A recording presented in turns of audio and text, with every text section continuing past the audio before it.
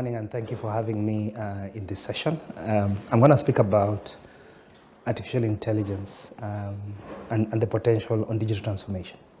As you potentially know, this year there's been a couple of accelerations, as we mentioned. The big accelerations, of course, are climate. The other acceleration is technology, and very much around generative artificial intelligence.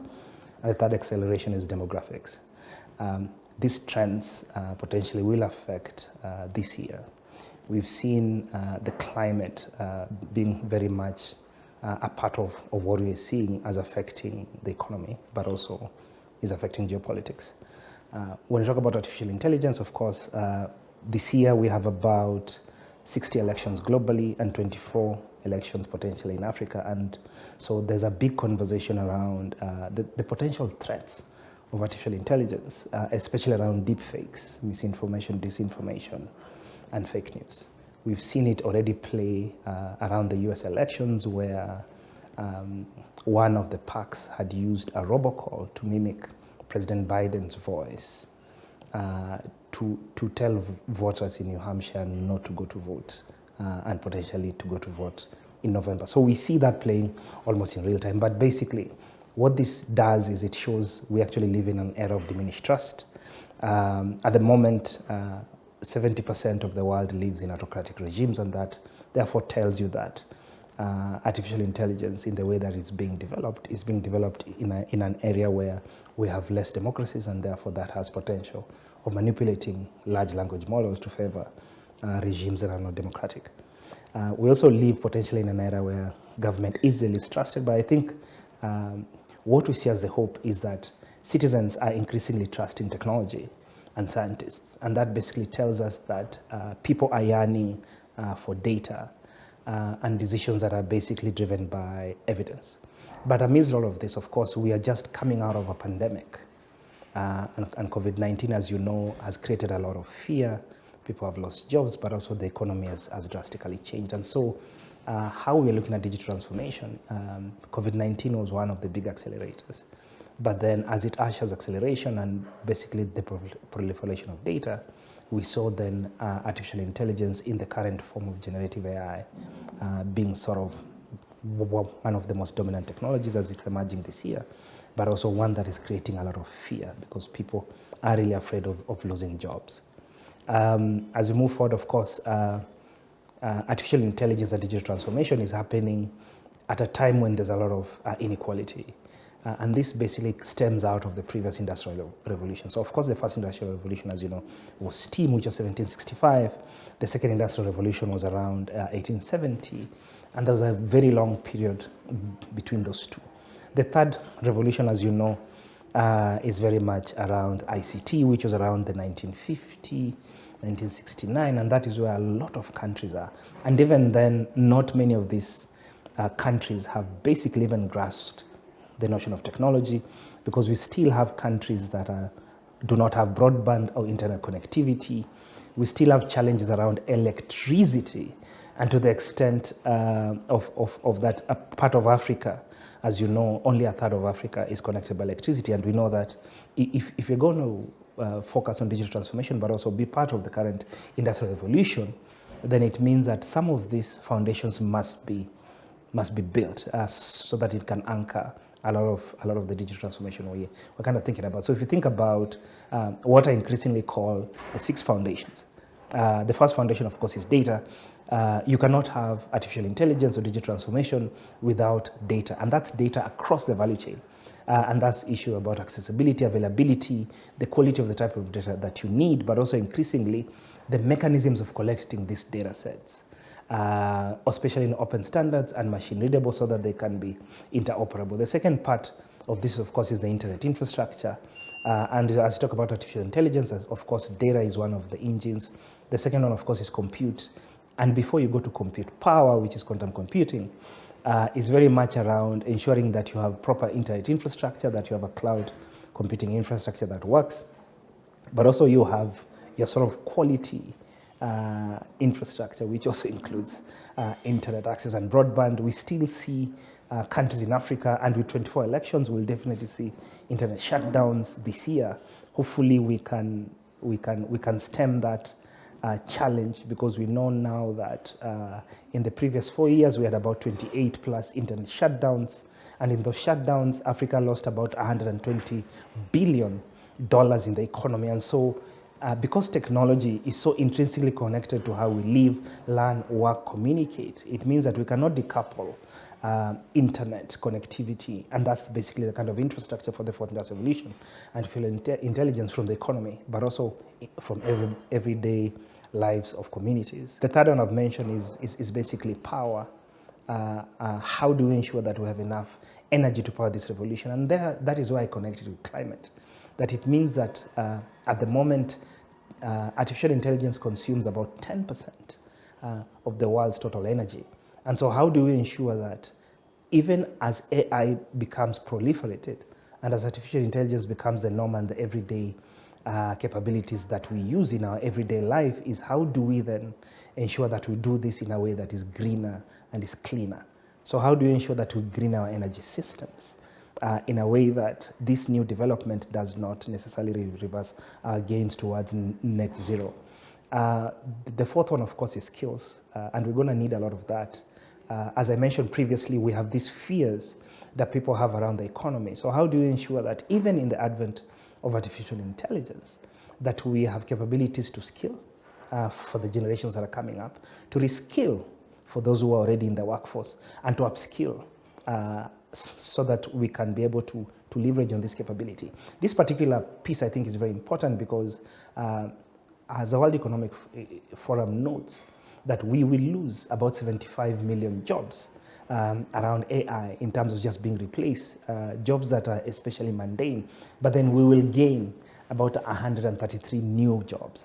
So how do we ensure that we skill, reskill, and upskill in the way that then we are able to leverage or benefit from artificial intelligence? So I think these four foundations grasp basically the sort of the core of AI, which is compute, data, and skills, which is basically talent. The fifth foundation is basically around agile governance.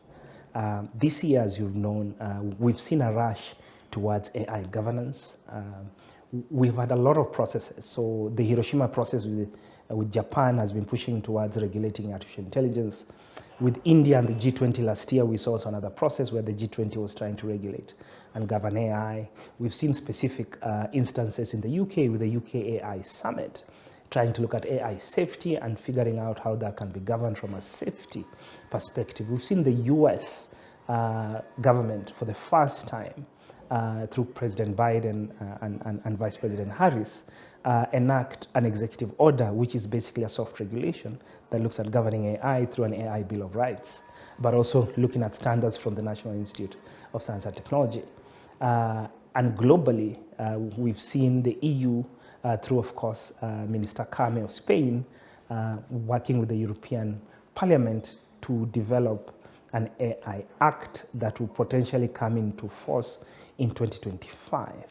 And finally, at the global level, which is where we really want to play, and that will increasingly be the trend this year around AI global governance, is the United Nations Artificial Intelligence High-Level Advisory Board that was put together by the UN Secretary General.